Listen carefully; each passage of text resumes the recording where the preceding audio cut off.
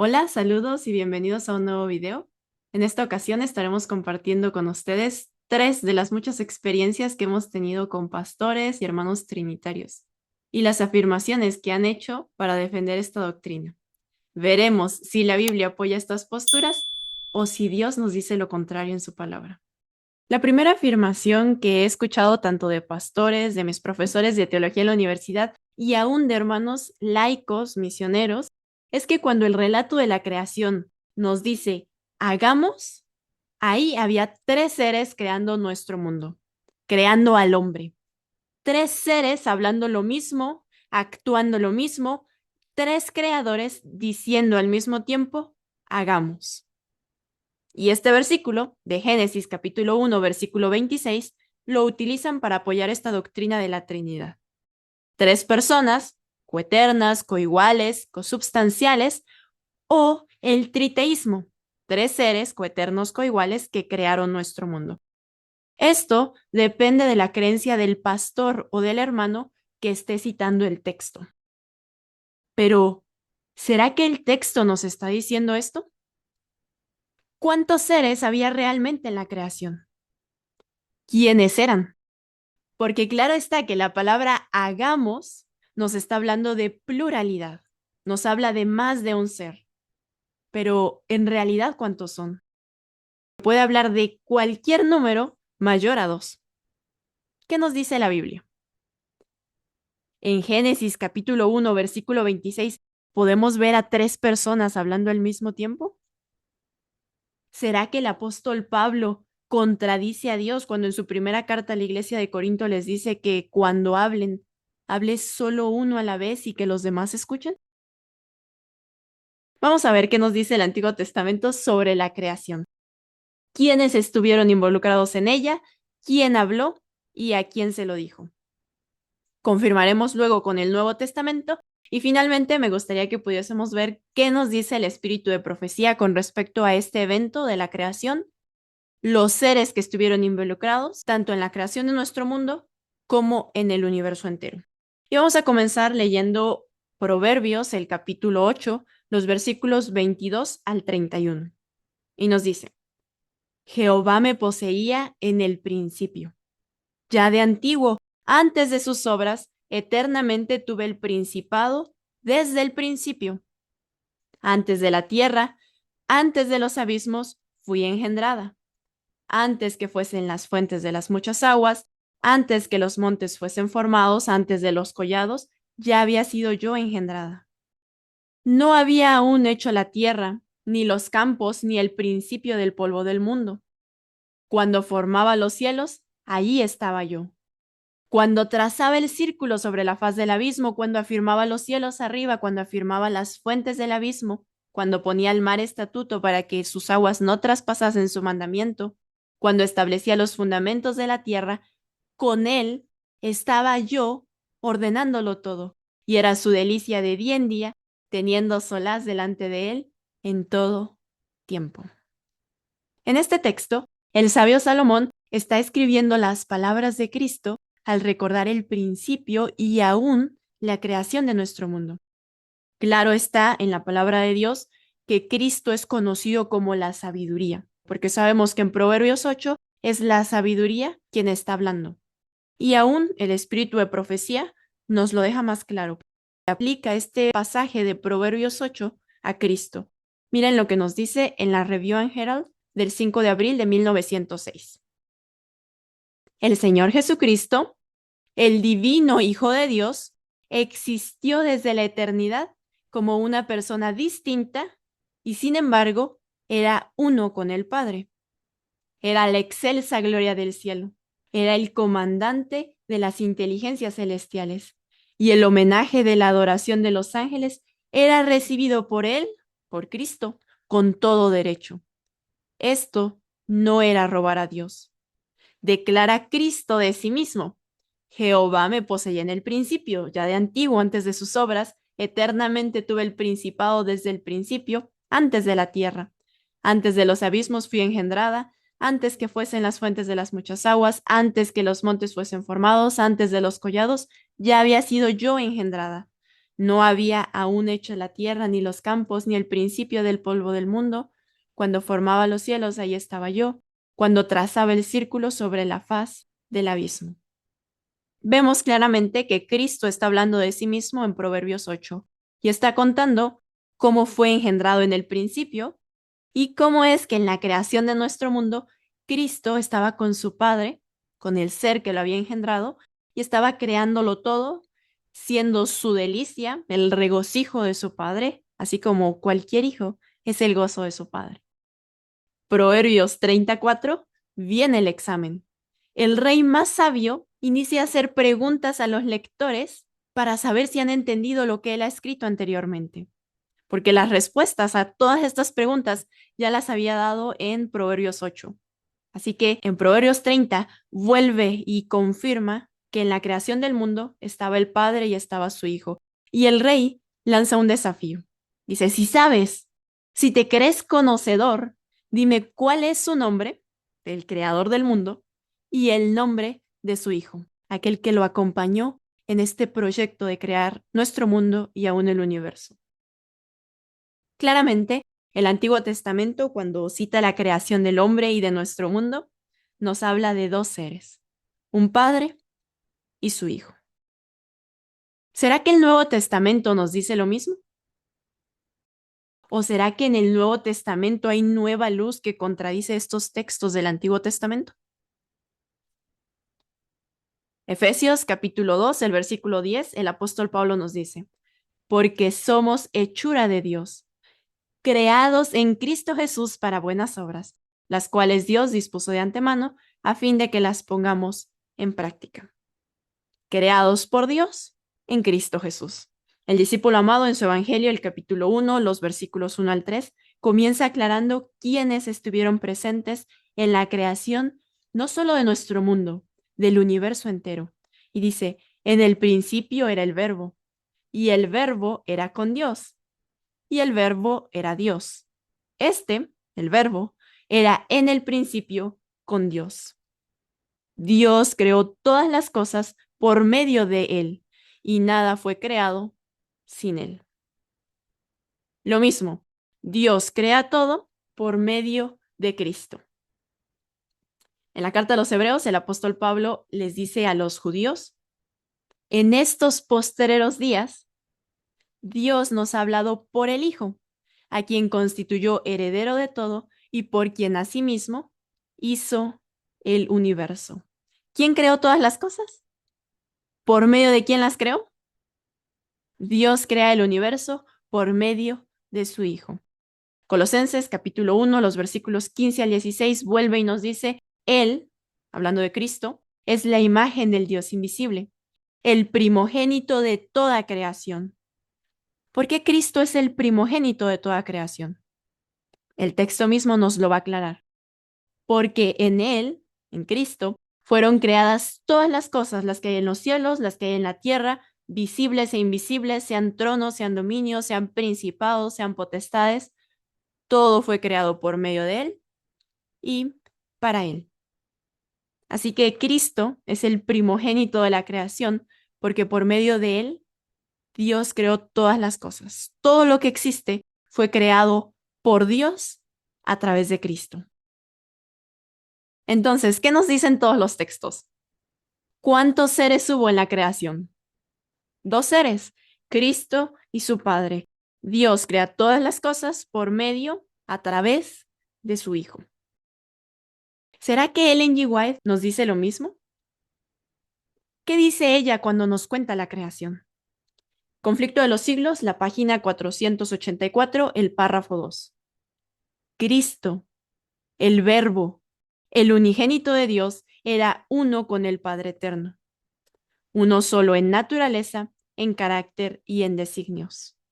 Era el único ser en todo el universo que podía entrar en todos los consejos y designios de Dios.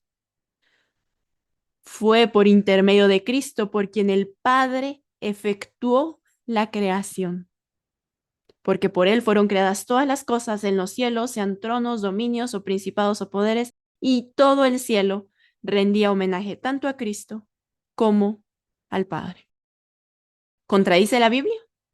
¿O más bien nos cita los mismos versículos? Fue por intermedio de Cristo por quien el Padre efectuó la creación. Cristo, el verbo que menciona Juan, el unigénito, el engendrado que menciona el rey Salomón, era el único ser. ¿Qué significa único? ¿Da lugar a otro? Cristo es el único ser de todo el universo que entra en todos los consejos de Dios y en todos los designios de Dios. Es el único. No hay lugar a otro. Y por lo tanto, todo el universo rinde homenaje, rinde adoración a estos únicos dos seres, al Padre y a Cristo. Lo mismo que nos dice la Biblia, nos dice el espíritu de profecía. Dos seres únicamente presentes en la creación del universo. Patriarcas y profetas nos dicen, el soberano del universo no estaba solo en su obra benéfica. Tuvo un compañero. ¿Cuántos? Un compañero, uno solo. Con la historia de la creación se derrumba tanto el unicitarismo como el trinitarismo. El soberano del universo no estaba solo, tuvo un compañero. Ese compañero era su colaborador, era su hijo engendrado, era su delicia, era el que lo llenaba de gozo. Un colaborador que podía apreciar sus designios y que podía compartir su regocijo al brindar felicidad a los seres creados. ¿Cuántos seres vemos creando? ¿Quiénes eran? Y ahora, llegando al texto en cuestión, Génesis capítulo 1, versículo 26. ¿Quién es el que dijo hagamos? ¿Y a quién se lo está diciendo? Porque ya vimos que solo hay dos. Entonces, ¿cuál de los dos le habló al otro? ¿El padre y el hijo? ¿Quién es? El padre y el hijo emprendieron la grandiosa y admirable obra que habían proyectado, la creación del mundo. Después de crear la tierra y los animales que la habitaban, el padre y el hijo, ¿quiénes?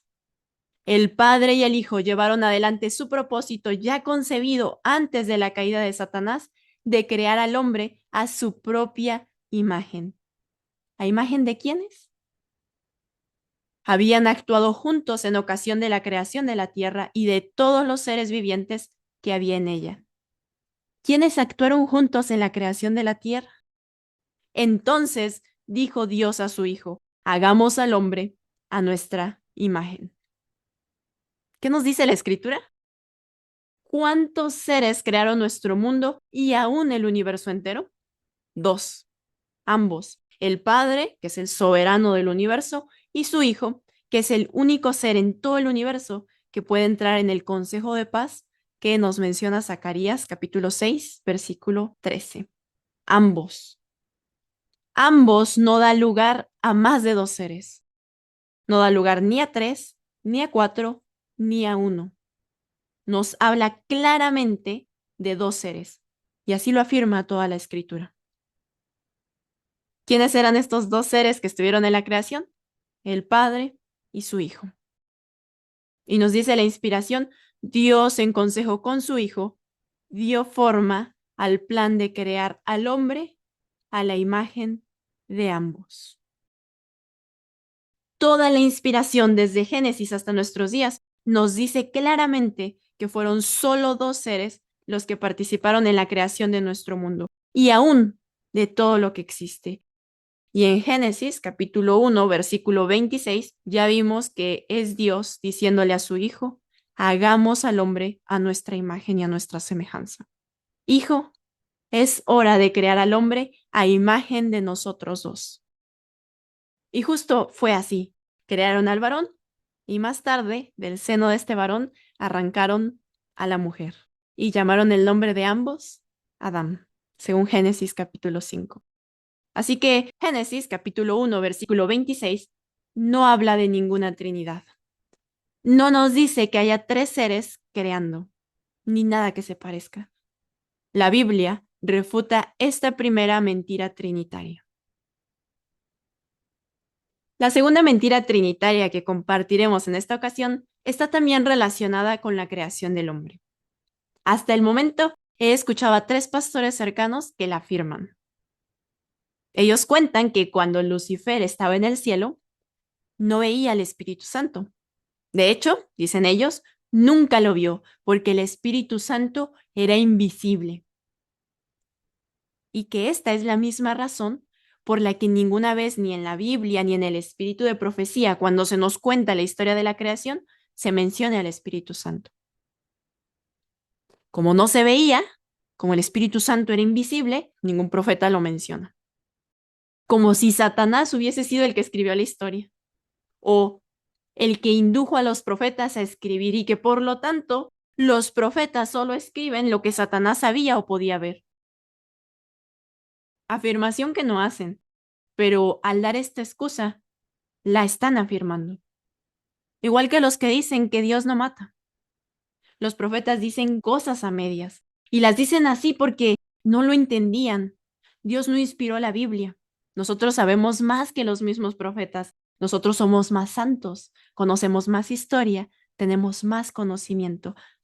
Tremendo engaño. Porque cuando dejamos de creer que la Biblia es inspirada y que es la verdad pura en nuestro propio idioma, que es un claro y sencillo escrito está, inevitablemente iniciaremos a creer los engaños de Satanás y comenzaremos a distorsionar lo que Dios reveló tan claramente que hasta un niño lo puede entender.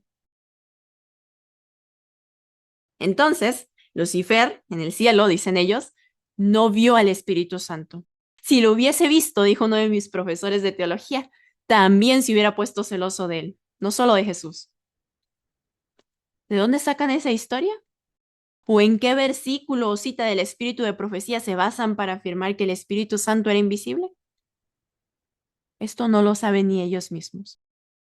Una imaginación de alguien o es un cuento. Un chisme que le agregan a la historia, no es real, no pasó, porque no hay ningún texto que nos lo cuente, pero le agrega drama a la historia. Es más divertida. Y así, con estas afirmaciones sin fundamento, podemos predicar y enseñar doctrinas que no son bíblicas.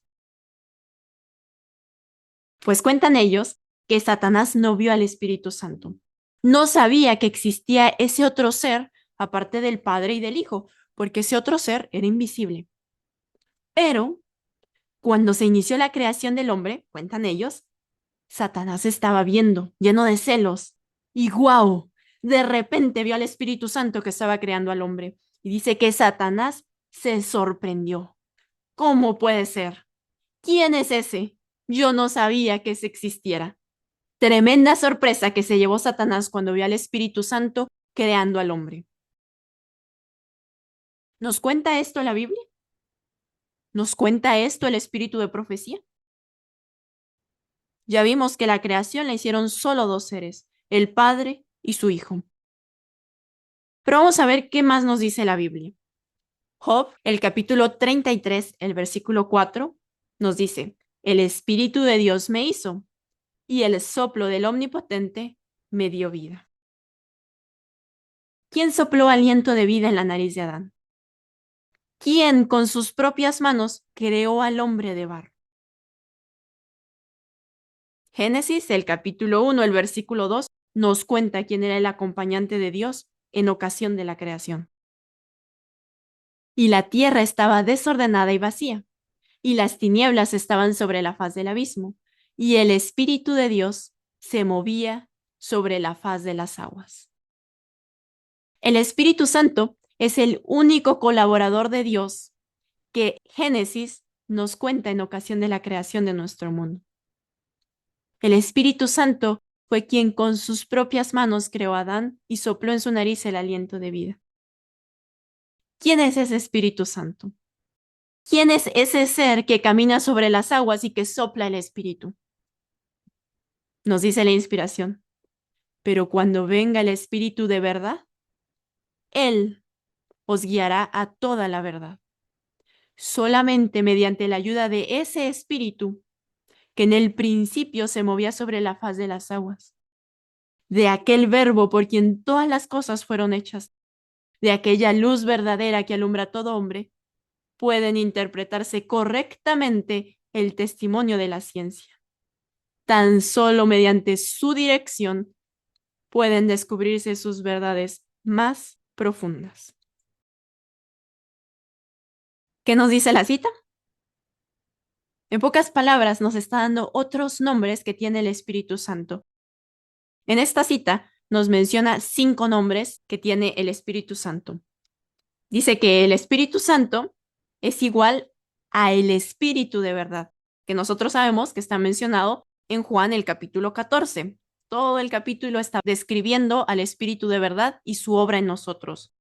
El Espíritu de verdad es el mismo Espíritu de Dios que caminaba sobre el agua. Ya vimos Génesis capítulo 1, en la creación el Espíritu de Dios está caminando sobre el agua. Y Mateo 14 también nos cuenta del Espíritu que se dirige hacia los discípulos caminando sobre el agua. El Espíritu de Dios que camina sobre el agua también es el verbo que se hizo carne. Juan 1 ya lo leímos y Apocalipsis 1 también nos da la revelación del verbo de Dios. El verbo, que es el Espíritu Santo, el Espíritu de verdad, el Espíritu que camina sobre las aguas, es la luz verdadera que alumbra a todos los hombres. Juan 1:9. Yo les pregunto, ¿cuál es el nombre más común, más conocido para el verbo, la luz verdadera, el Espíritu Santo?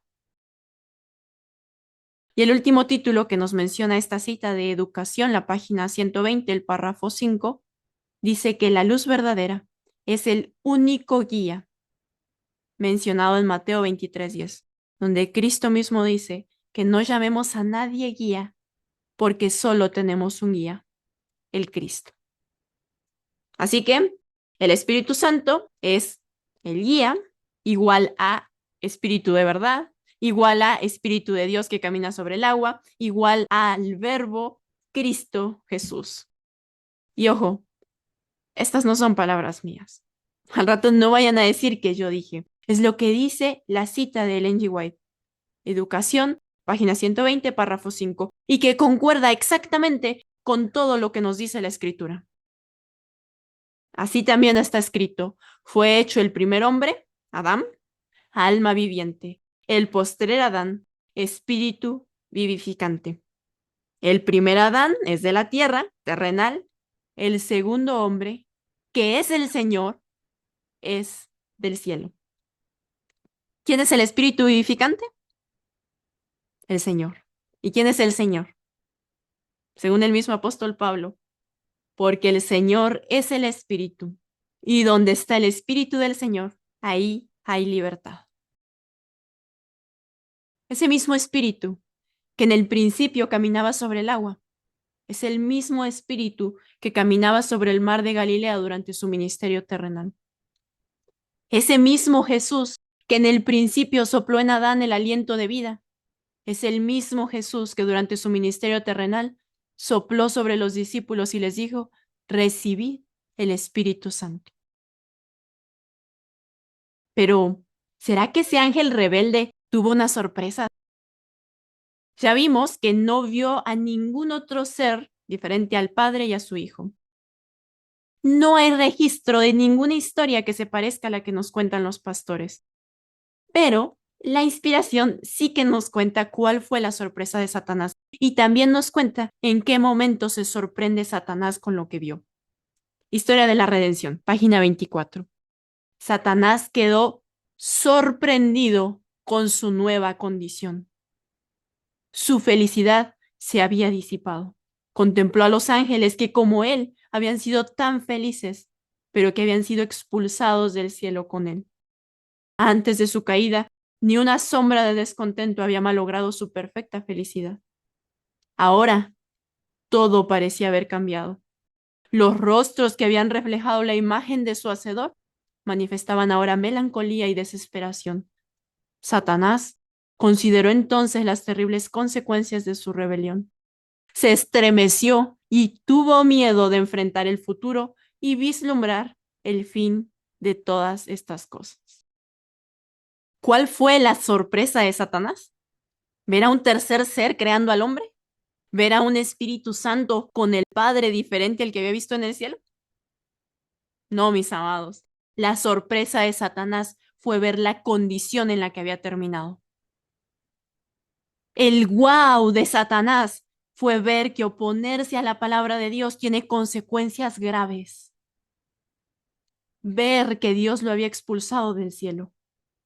Darse cuenta que las consecuencias de rebelarse contra Dios y su ungido eran dolorosas y que ese Dios de amor y de justicia no lo iba a dejar sin castigo, no iba a pasar por alto su ofensa, lo haría pagar por todas sus maldades y eso lo sorprendió y lo llenó de miedo. Y la tercera mentira trinitaria que veremos en esta ocasión es la afirmación de que cuando los profetas y apóstoles escribieron Dios o único Dios verdadero, deidad, estaban hablando de tres entes. Que Dios no es un ser personal, más bien es un ser multipersonal. Que el Dios de la Biblia es un ser compuesto por tres personas.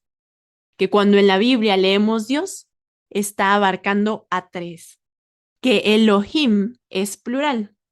Por ejemplo, Génesis capítulo 1 dijo Dios hagamos, dicen que son tres los que conforman a ese Dios que habla en este versículo. Deuteronomio 6:4, cuando dice Dios es uno, pues está hablando de tres, y muchos ejemplos más para poder confirmar que cuando la Biblia habla de Dios, está hablando de tres seres o tres personas diferentes. Pero si esto fuera así, habría cuatro seres en muchos textos, no solo tres. Por ejemplo, Juan, el capítulo 17, el versículo 3, Cristo dice, y esta es la vida eterna, que te conozcan a ti, el único Dios verdadero, y a Jesucristo, a quien has enviado. Menciona al único Dios verdadero, que según los trinitarios no es un Dios personal, por el contrario, es un Dios multipersonal, un Dios plural que abarca tres personas, pero tendrían que admitir que el texto agrega a un cuarto, que se llama Jesucristo, y que no entra dentro de ese Dios único, verdadero, multipersonal. Colosenses capítulo 2, versículo 9 nos dice, porque en Cristo habita corporalmente toda la plenitud de la deidad. Y aquí en este texto tendrían que afirmar que la deidad, que según ellos está compuesta por tres personas, pues que esa deidad multipersonal vive dentro de Cristo.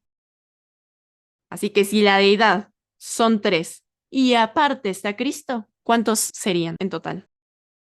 Cuatro. No cuadra su lógica.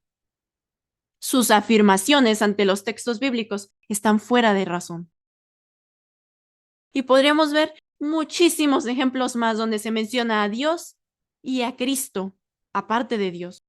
Uno más aparte del Dios de la Biblia. Un ser diferente al único Dios verdadero. Primera carta a los Tesalonicenses, capítulo 1. Servir al Dios vivo y verdadero y esperar de los cielos a su Hijo. ¿Cristo tiene tres papás? Porque el Dios vivo y verdadero, según la mente trinitaria, son tres. Vamos a esperar a su Hijo, de estos tres, que va a venir. O más bien, el Dios único, el Dios vivo, el Dios verdadero, el Dios de la Biblia es un ser personal. Y ese ser personal es el único Padre de Cristo. Y ese Dios personal, el invisible, tiene su imagen. ¿Cuál postura es la postura bíblica? Únicamente el Padre y el Hijo han de ser exaltados. Únicamente dos. Somos demasiado indiferentes a las bendiciones de Dios. Participamos de su amante cuidado a través de Jesucristo. Dios a través de Jesucristo. Y luego olvidamos cuánto costó al Padre y a su Hijo hacernos a nosotros, seres mortales, partícipes de sus simpatías paternales. ¿A quiénes les costó? A dos. Solo Dios y Cristo conocen cuánto ha costado las almas de los hombres. El gran plan de la redención fue establecido antes de la fundación del mundo. Y Cristo, nuestro sustituto y seguridad, no estuvo solo en la empresa de rescatar al hombre. No hay lugar para la unicidad. Cristo no estuvo solo. En el plan para salvar el mundo perdido, el concilio fue entre ambos. Este concilio se hace antes de la fundación del mundo. Cristo no está solo. Hay dos, ambos. El pacto de paz fue entre el Padre y el Hijo. ¿Cuántos? ¿Quiénes eran esos dos? Porque de tal manera amó Dios al mundo que dio a su Hijo unigénito para que todo aquel que en él crea no se pierda, mas tenga vida eterna. La majestad del cielo, el Rey de gloria, vendría a ser un siervo. El Hijo unigénito, en quien el Padre se complacía, fue dado como rescate por la raza caída. A la ley y al testimonio. Si no hablaren conforme a esta palabra, es porque no les ha amanecido. Al pueblo de Dios, a nosotros, a la Iglesia Adventista del Séptimo Día, se le indica que busquen las Sagradas Escrituras su salvaguardia contra las influencias de los falsos maestros y el poder seductor de los espíritus tenebrosos. Nuestra única salvaguardia es la Sagrada Escritura. Si no estamos en la Sagrada Escritura, falsos maestros, espíritus tenebrosos van a confundirnos, van a seducir nuestras mentes y vamos a terminar creyendo los engaños de Satanás. Satanás emplea cuantos medios puede para impedir que los hombres conozcan la Biblia, cuyo claro lenguaje revela sus engaños. Claro lenguaje, nada complicado, nada tergiversado, claro. En ocasión de cada avivamiento de la obra de Dios, el príncipe del mal actúa con mayor energía. En la actualidad, hoy mismo, está haciendo esfuerzos desesperados, preparándose para la lucha final contra Cristo y sus discípulos. El último gran engaño se desplegará pronto ante nosotros. El anticristo va a efectuar ante nuestra vista obras maravillosas. Pero mis amados, si con los de a pie ya nos cansamos, ¿cómo le vamos a hacer con los de a caballo? Si en tierra de paz ya nos engañaron, ¿cómo vamos a hacer en las espesuras del Jordán? El contrahacimiento se asemejará tanto a la realidad que será imposible distinguirlos sin el auxilio de las Sagradas Escrituras. Ellas son las que deben atestiguar en favor o en contra de toda declaración, de todo milagro. Mis amados, la única salvaguardia contra los engaños de Satanás es creer la Biblia con su sencillez. Es aceptar lo que Dios dijo, como Dios lo dijo. Es nuestra única defensa, no querer arreglarlo, no querer contar algo que no está escrito, no querer suavizar el mensaje, no tergiversar, no decir que los profetas no entendían. Nuestra única seguridad es dejar que la Biblia nos hable, porque las Escrituras son las que deben atestiguar en favor o en contra de toda declaración. Y de esta manera podremos salvaguardarnos de las influencias de estos falsos maestros y del poder seductor de los espíritus tenebrosos.